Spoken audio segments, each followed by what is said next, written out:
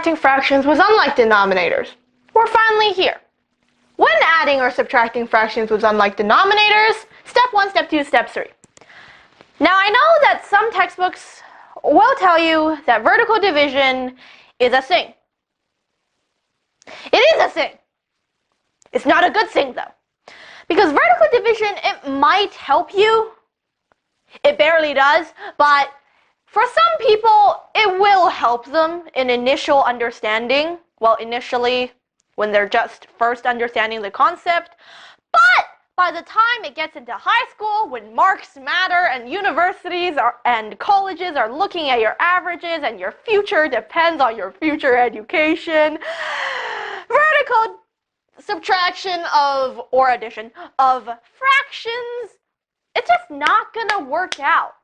It's going to betray you, leave you in the dust, and laugh at you while you struggle underneath a mountain of homework, crying, and losing sleep because of stress. I've seen it happen before, guys. It's not good. I didn't personally. I've never really done vertical division a lot because I found it to not be good for me. Yeah, most people don't actually need vertical division. If you do though, it's good for an initial understanding, but it's better if you get used to not using it, because if you use it in high school, may whatever deity you believe in save you. Anyhow, step 1, find the least common denominator. Let's get to fractions. So,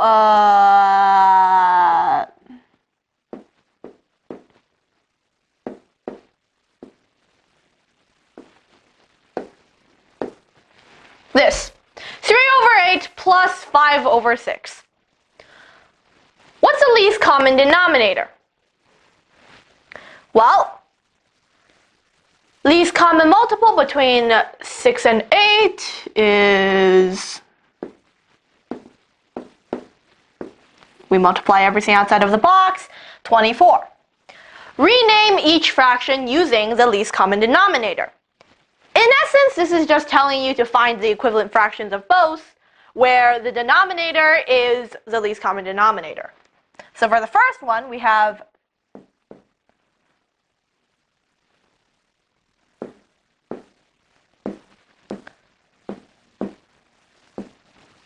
make sure that your 2's don't look like 3's or like 1's. Now, if you're wondering, how can a 2 look like 1? Well, I've seen a student whose 2's look like his 1's. So, yeah, don't do that. Teachers won't understand what you're trying to say. And in case you haven't noticed, 1,400 is a little bit different from 2,400. Now, 8 times 3 equals to 24. 3 times 3 equals to 9.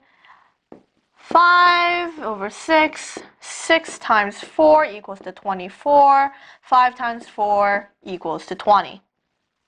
Write the problem in vertical form. Here's how vertical form works.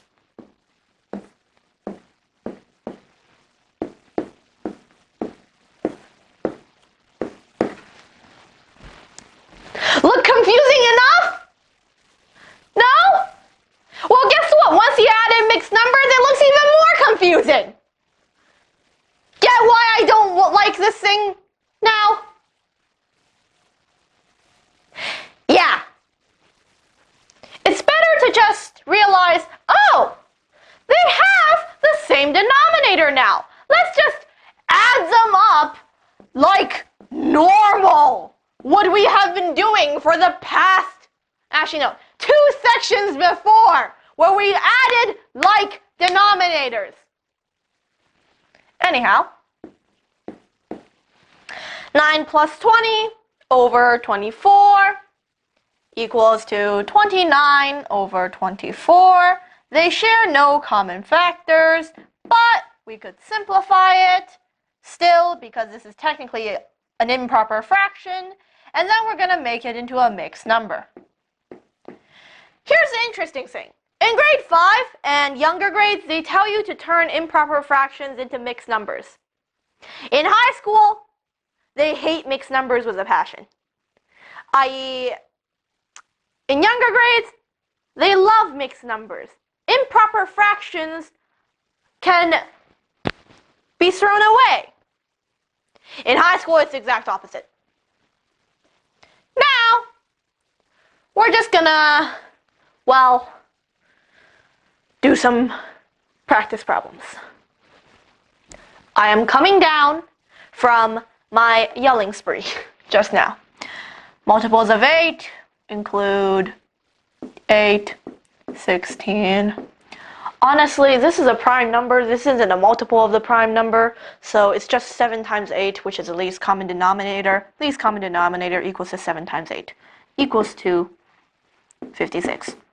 Now, if you want me to prove it over here, then let's list the multiples of 8 and the multiples of 7 out. 8, 16, 24. What's next? 32, 40, 48, 56. Multiples of 7, 7, 14, 21, 28, 35, 42, 49, 56. What did I tell ya?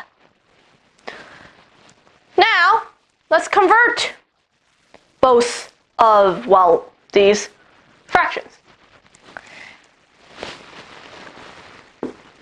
5 over 8 equals to something over 56.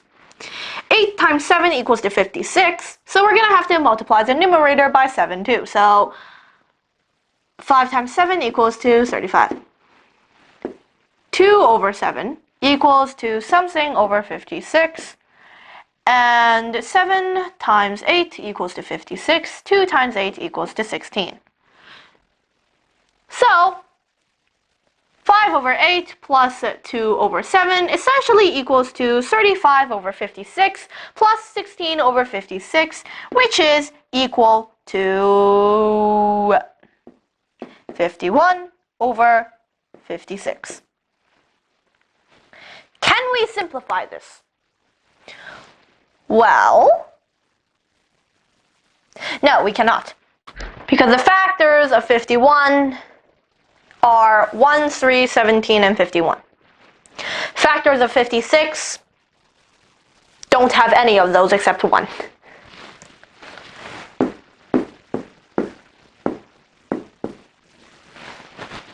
We're going to move on to question number 2 now. 12 and 3 are our denominators. We don't even really need to do this because we realize that 12 is a multiple of 3. So the least common denominator would be 12. Now, 11 over 12 already has a denominator of 12, so we don't really actually need to change that. We have to change 1 over 3 though. So 3 times 4 equals to 12. 1 times 4 equals to 4.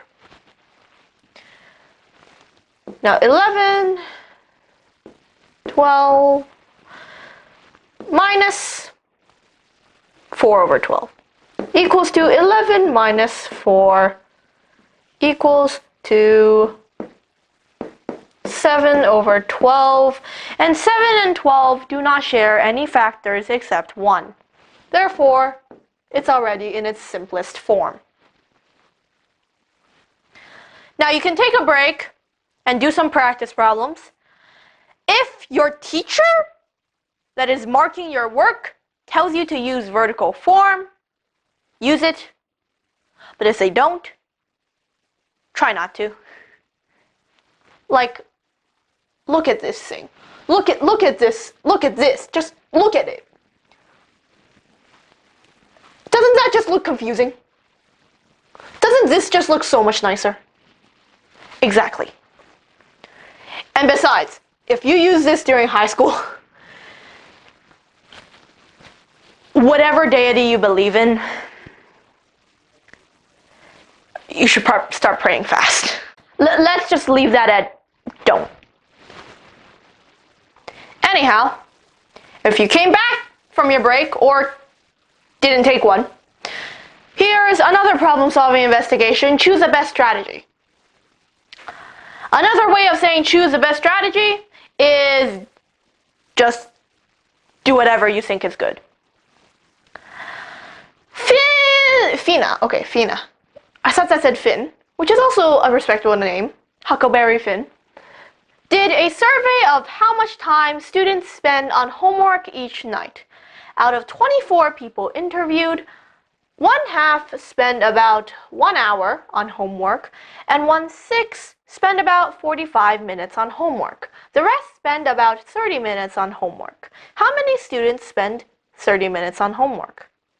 What facts do we know? We know that it's 24 people interviewed. One half spend this much, 1 hour. 1/6 spend 45 minutes, and the rest spend 30 minutes. What do we need to find? How much the rest is. Plan. You could draw this out, technically. You could act it out, technically. You could do a multitude of different strategies. But this is a math class. Use math, for goodness sakes. The power of math. Anyhow, 1/2 of 24. I hope I don't actually need to tell you what 1/2 of 24 is. Because it's, well, 24 divided by 2 is 12. So 12 students spend an hour. 1/6 of 24 spend 45 minutes. So what's 1/6 of 24? Now, what's 24 divided by 6? 4. So 4 people spend 45 minutes. The rest spend 30 minutes. So the rest is just, well, 24 minus 12 minus 4 equals 2, 8. 8 people spend 30 minutes. Now, how do we check this? We reread the problem, see if we got our facts straight. 24 people interviewed, 1/2 spend 1 hour, 1/6 spend 45 minutes, the rest spend 30, or about 30. How many students spend about 30 minutes? We got our facts straight, we answered the question, and we can check it by seeing if our math is correct. Which, well, 1/2 of 24 is 12. 6 times 4 equals to 24. So 1/6 would be 4. 24 minus 12 minus 4 equals to 8. So everything is logically and mathematically sound. Therefore, we shouldn't be wrong. Use any strategy below to solve. Act it out, make a table, use logical reasoning. Here's the thing. I greatly dislike this one, as you saw in a few sections ago. So I try to avoid it. And honestly, it's not... I know that some people benefit from acting it out. It's just that if you do it during a test, the teachers are not going to show mercy on the fact that, well, you obviously look like you're cheating because you're walking around the classroom in the middle of a test. So yeah, just try not to. Acting it out is fine, but just there's a time and place for everything. And this is not the time, nor the place. Out of the 1,200 students at Grooves High. Okay, guys, that's not a lot of kids for a high school, but not too little either. 360 spend 2 hours a night on homework. Okay. 480 spend 1 hour on homework, and 120 spend 45 minutes on homework. The rest spends 30 minutes on homework. How many students spend 30 minutes on homework? This is technically logical reasoning because in case you haven't noticed, it's just subtraction.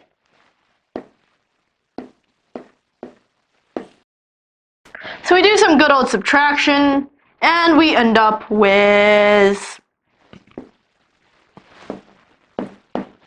Hang on. Subtracting in process, please. Wait.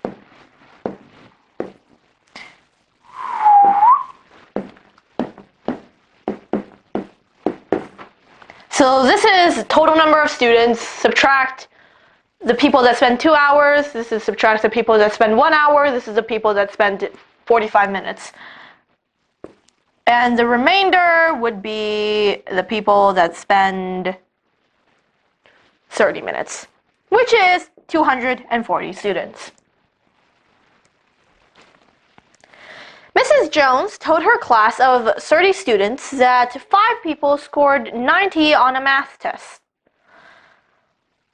12 people scored 80, and 8 people scored 70. How many people scored lower than 70?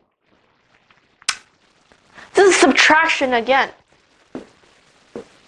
30 minus the amount of people that scored 90 is 25. 25 minus the amount of people that scored 80 is 13. 13 minus the amount of people that scored 70 is 5. The rest of the people scored lower than 70, which is 5 people. Now I know that different countries have different grading systems. For example, the United States has a 60% as a pass. Anything under that is a fail. In Canada and Australia, we have 50 as a fail. Well, lower than 50 as a fail. 50 is just a bare minimum pass.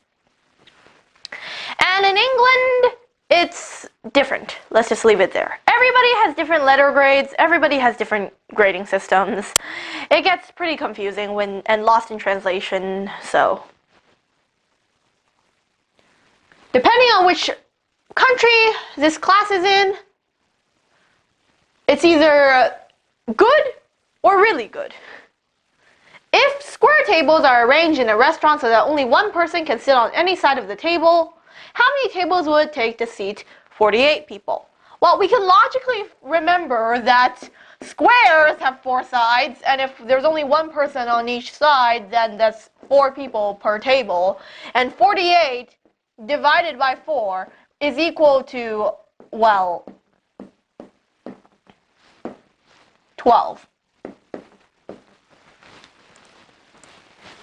So that'd be 12 tables.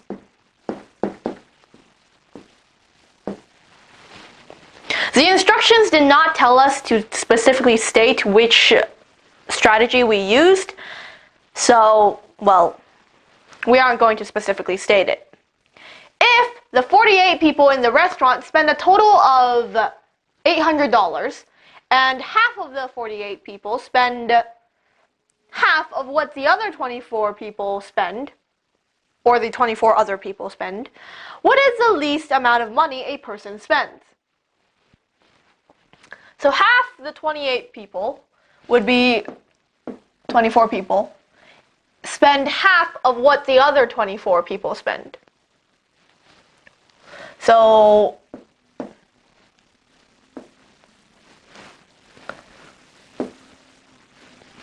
these guys spend n amount, and these guys spend 2n. So n plus 2n equals to 3n equals to 800.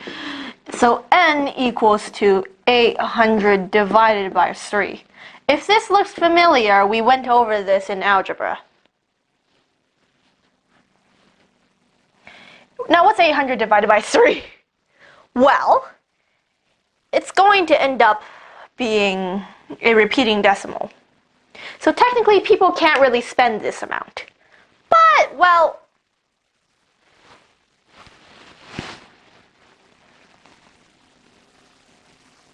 Oh yes, there's also this. N is equal to the amount that 24 different people spend. It asks for the least amount of money one person spends. I.e., if we want to find out that, then that would be 800 over 3 divided by 24. That would be, well,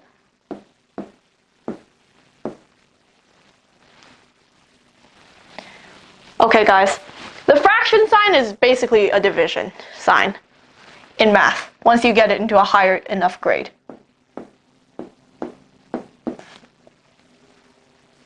And then we do simplification and some good old mathematical stuff.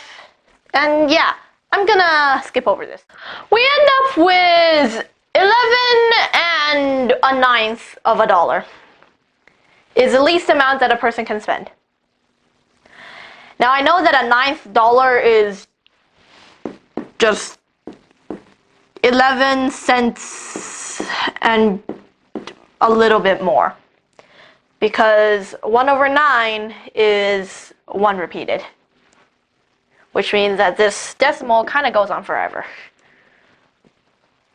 But hey, sometimes taxes are weird like that. Alan bought a computer that was on sale for $739. Computers are expensive, especially depending on which brand you buy. If the computer originally cost $824, how much money did Alan save? This is just subtraction, guys.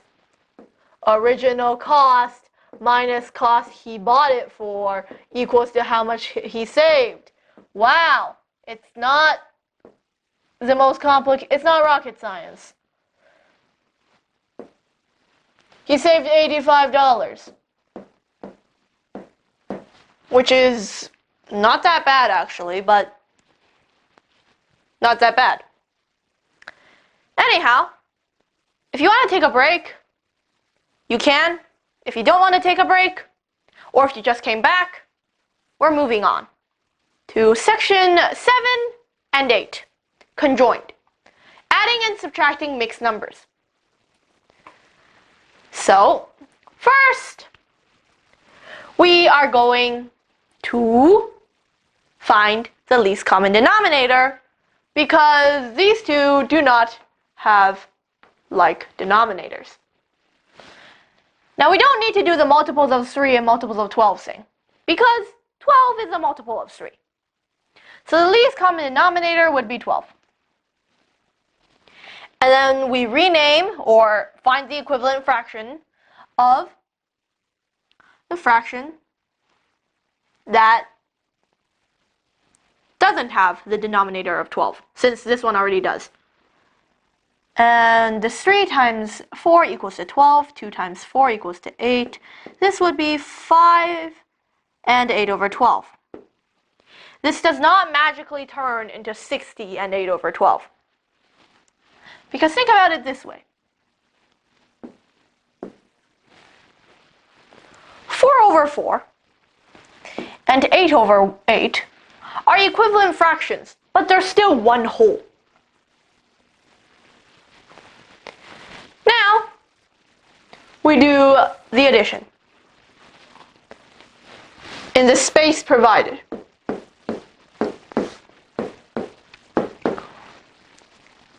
Usually, we would add the fraction bit first. So 8 plus 5 over 12. I'll just write 5 plus 1 in brackets over here, since why not? Equals to, we do the brackets, and then that's 13 over 12. That's more than 1. And that's an improper fraction, so we need to turn it into a mixed number. And that would result in 1 over 12 and 6 plus 1, which is 7 and 1 over 12. Is our answer. Now what about for subtraction? It's basically the exact same thing. Except, well, you subtract instead of add. Subtract 4 and 5, 6. minus 1 and 1/8. Find the least common denominator of 5, 6, and 1/8. Again, remember what I showed you a few chapters ago? We don't really need to do this. We just do the box method, as I like to call it. Now, we can't really do anything more, so we multiply everything that is outside of the box. And the product is 2 times 3 times 4 is equal to 6 times 4 is equal to 24. So the least common denominator is 24. Now we convert it. 4 and 5, 6. Actually, ignore the 4 for now, because we don't really need that right now for the conversion part. 1/8. So 8 times 3 equals to 24. The numerator must also be multiplied by a factor of 3, because the denominator is. And you need to do the same thing to the denominator and the numerator for it to be an equivalent fraction. I showed you the logic behind this last chapter. 1 times 3 equals to 3. 6 times 4 equals to 24. 5 times 4 equals to 20. And we end up with 4 and 20 over 24 minus 1 and 3 over 24 equals to 4 minus 1 in brackets and 20 minus 3 over 24, which is 3, and 20 minus 3 equals to 17 over 24. 17 and 24 do not have any other common factors other than 1. So it's already simplified. Now we are going to do some good old practice problems. Add or subtract, right in simplest form. Now over here, we can see that the denominators are unlike. Therefore, we need to make them like. Now, 7 and 5 are both prime numbers. So, remember what I said about prime numbers being the denominators and trying to find the least common denominator between two prime numbers? Yeah, you just multiply those two numbers together. So that's 7 times 5 is 35, which means it'd be 6 and something over 35 plus 2 and something over 35. Now, 7 times 5 equals to 35, so 6 times 5 would be the numerator, which is, well, 30. Here, it's 5 times 7 equals to 35. 2 times 7 equals to 14. And we get this, which becomes 6 plus 2 and 30 plus 14 over 35 equals to,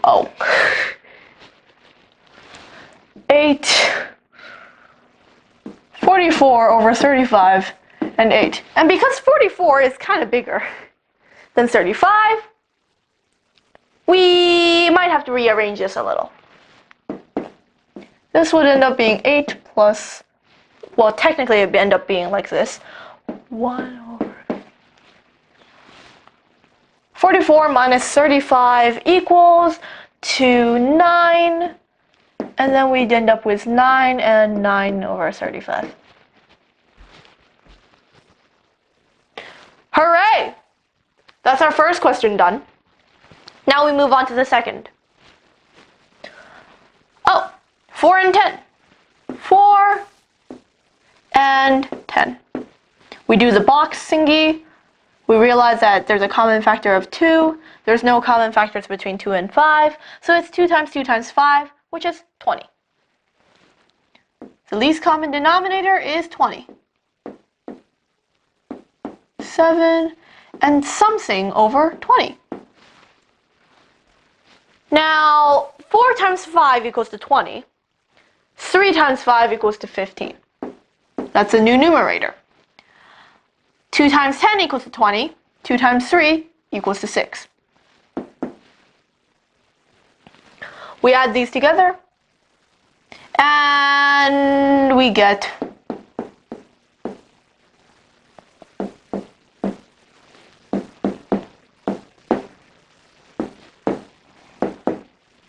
12 and 21 over 20, which we need to rearrange into, since 21 over 20 equals to 1 and 1 over 20, then it'd be 13 and 1 over 20. Now we're on the third question, where there's 6 and 12. 12 is a multiple of 6. So we don't need to convert this one over here. But we do need to do it to the first one. Now 2 times 6 equals to 12. 2 times 5 equals to 10. Minus 3 over.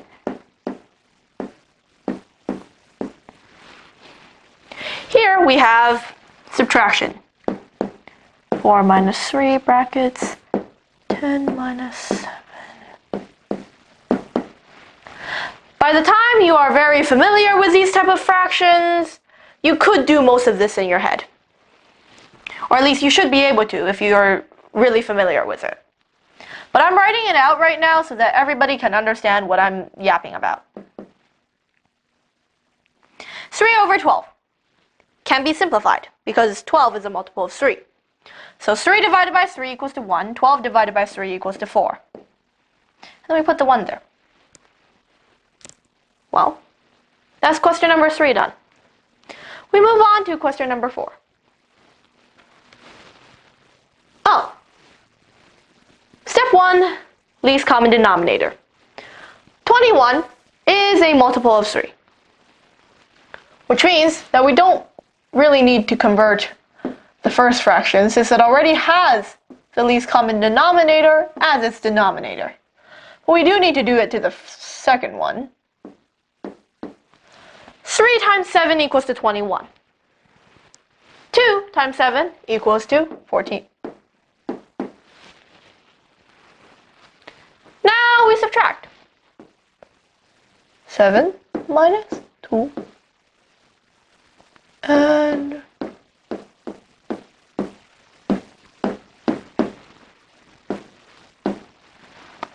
7 minus 2 equals to 5. 17 minus 14 equals to 3 over 21.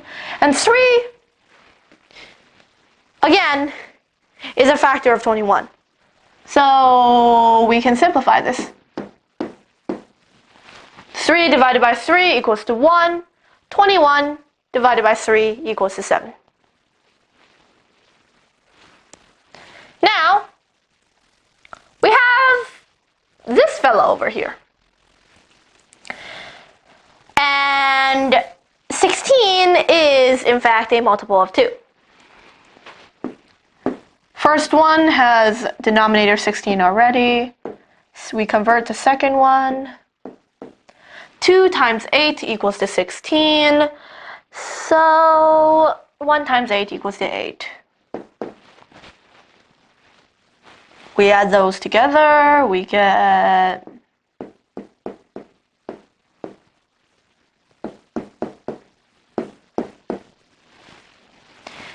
and then it becomes 24, and 1 plus 8 equals to 9 over 16. We cannot simplify 9 over 16 because it's already in its simplest form. We continue. Question number 6 has the denominators of 14 and 9. The problem with 14 and 9 is that they don't actually share any factors, except 1. Which means that 14 times 9 would be the least common denominator. That's 126. Okay. A mouthful to say.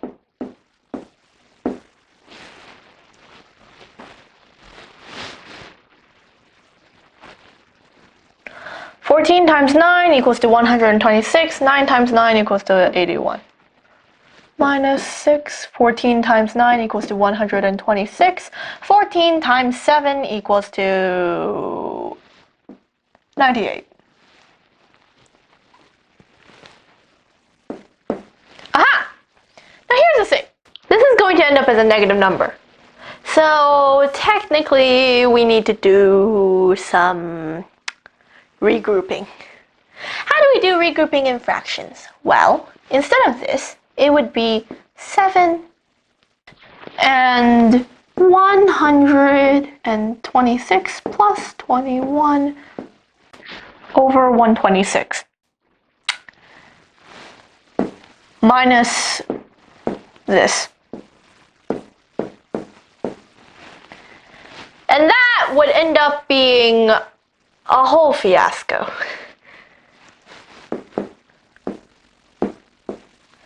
X and then 126. 126 plus 81 equals to 207, and that's minus 98, and that would be 126.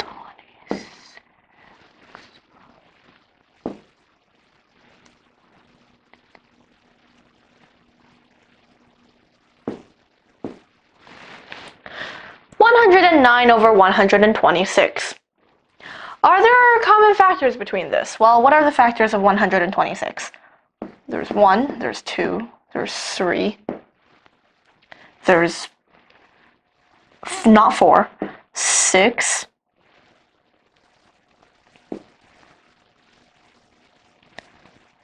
21, 42, 63, 126.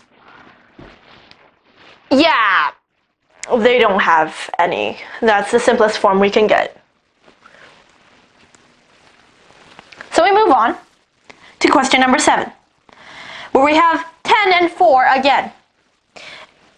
And from the previous questions, we can tell that the least common denominator between 10 and 4 would be, well, least common multiple between 10 and 4 would be 20, and that would be the least common denominator. 10 times 2 equals to 20, 1 times 2 equals to 2. We have to regroup again for this one. 4 times 5 equals to 20, 5 times 3 equals to 15. So we can't really do 2 minus 15 because that'd be negative. And that would be a whole different story to deal with. So instead we're going to do 11 and 22 over 20 minus 4 and 15 over 20, which is then equal to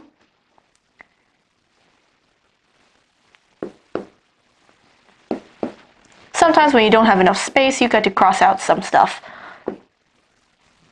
11 minus 4 and 22 minus 15 over 20 is equal to 7 and 7 over 20. Yay! Now we have the last 3 questions of this chapter. Oh! We have 32 and 8 for our denominators here. 32 is, well, a multiple of 8. Meaning that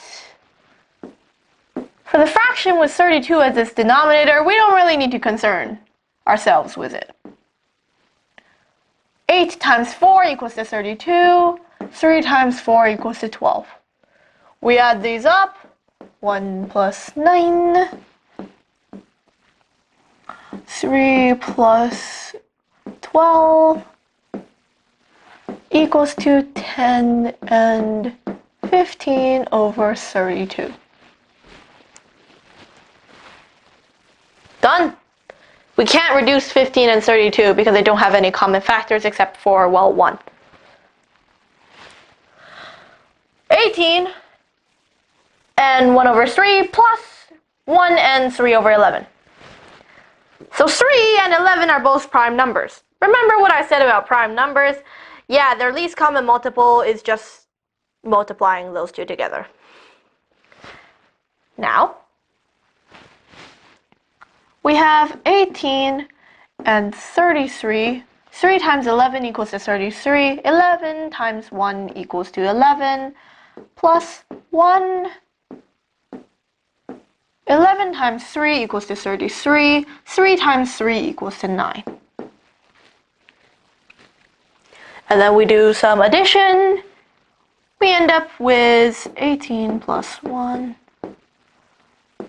33, 11 plus 9 equals to 19 and 20 over 33.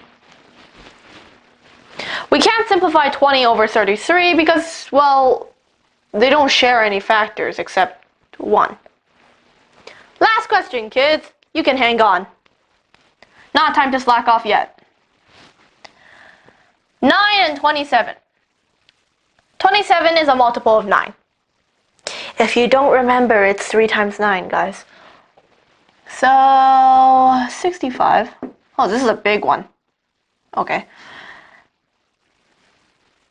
9 times 3 equals to 27. 8 times 3 equals to 24.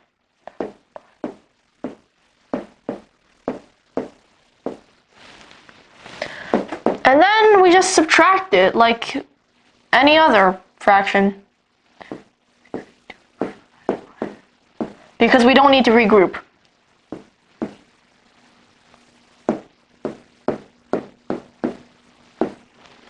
And eventually we end up with 65 minus 39 equals to 26. And that'd be... We can't simplify it anymore, so we end up with that. And that's the end of the chapter. See you next chapter.